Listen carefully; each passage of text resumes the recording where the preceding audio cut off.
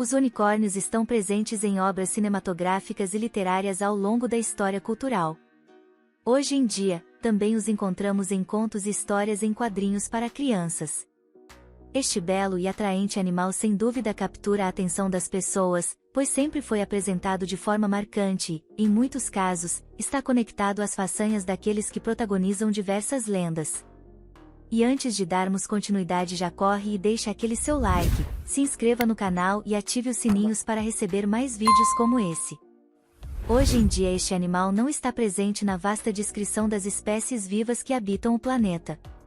Mas então, de onde vêm as histórias sobre esses animais? Será que eles chegaram a habitar a Terra? Convidamos você a assistir esse vídeo do canal Pet Feliz para descobrir se o unicórnio existe ou já existiu e conhecer melhor tudo sobre o unicórnio real. Unicórnio existe? Os relatos sobre o unicórnio datam de muitos anos atrás, na verdade, existem há séculos.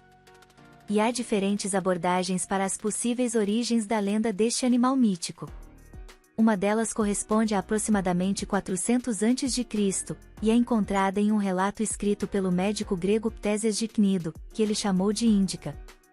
Neste relato, é feita uma descrição sobre o norte da Índia, destacando a fauna do país, e o unicórnio é mencionado como um animal selvagem, semelhante a um cavalo ou a um burro, mas com olhos brancos, azuis e com a presença de um chifre de cerca de 70 centímetros de comprimento.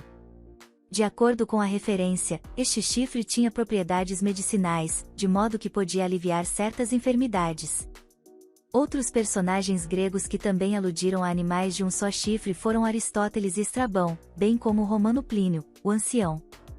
O escritor romano Eliano, em seu trabalho sobre a natureza dos animais, cita Ctésias dizendo que, na Índia, é possível encontrar cavalos com a presença de um único chifre. Por outro lado, algumas traduções da Bíblia interpretaram a palavra hebraica reem como unicórnio, enquanto outras versões das escrituras lhe deram o significado de rinoceronte, boi, búfalo, touro ou auroque, provavelmente porque não havia clareza sobre o verdadeiro significado do termo. Mais tarde, porém, os estudiosos traduziram a palavra como bois selvagens.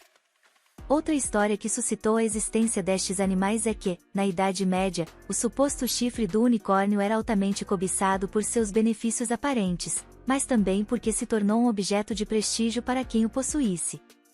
Atualmente, foi identificado que muitas dessas peças encontradas em alguns museus correspondem ao dente de um narval, Monodon monoceros, que são cetáceos dentados nos quais há a presença de uma grande presa helicoidal em espécimes masculinos, que se projeta consideravelmente atingindo um comprimento médio de 2 metros. Assim, estima-se que os vikings da época e os habitantes da Groenlândia, para atender à demanda por chifres de unicórnio na Europa, levaram esses dentes passando-os como chifres porque os europeus da época não conheciam o narval, que era nativo do Ártico e do Atlântico Norte. Também foi sugerido que muitos dos chifres comercializados como de unicórnios fossem, na realidade, de rinocerontes. Mas afinal, unicórnio existe ou já existiu? Agora que conhecemos algumas das lendas e histórias mais populares que colocaram este animal no planeta, vamos falar sobre o unicórnio real a seguir. A verdadeira história dos unicórnios está relacionada a um animal que era conhecido como Elasmotherium, unicórnio gigante ou unicórnio siberiano, que na verdade seria o animal que podemos chamar de unicórnio, que, por sinal, está extinto e pertenceu à espécie Elasmotherium sibericum, por isso era mais como um rinoceronte gigante do que um cavalo. Este rinoceronte gigante viveu no final do Pleistoceno e habitou a Eurásia.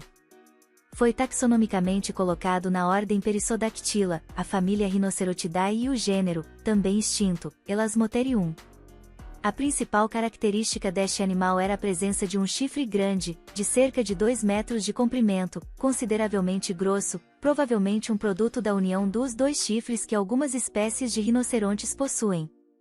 Esta característica, de acordo com alguns cientistas, pode ser a verdadeira origem da história dos unicórnios.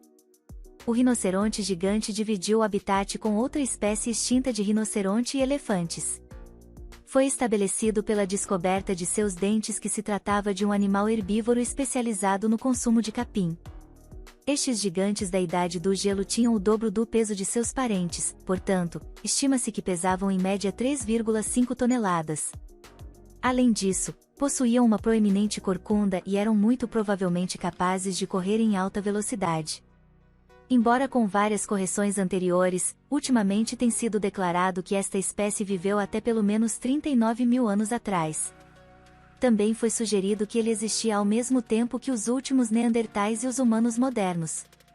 Embora não se exclua que a caça em massa possa tê-los levado à extinção, não há provas concretas a este respeito. As indicações apontam mais para o fato de que se tratava de uma espécie incomum, com uma baixa taxa populacional e que sofreu com as mudanças climáticas da época, o que finalmente causou seu desaparecimento. Agora, o unicórnio existe apenas nas lendas e histórias.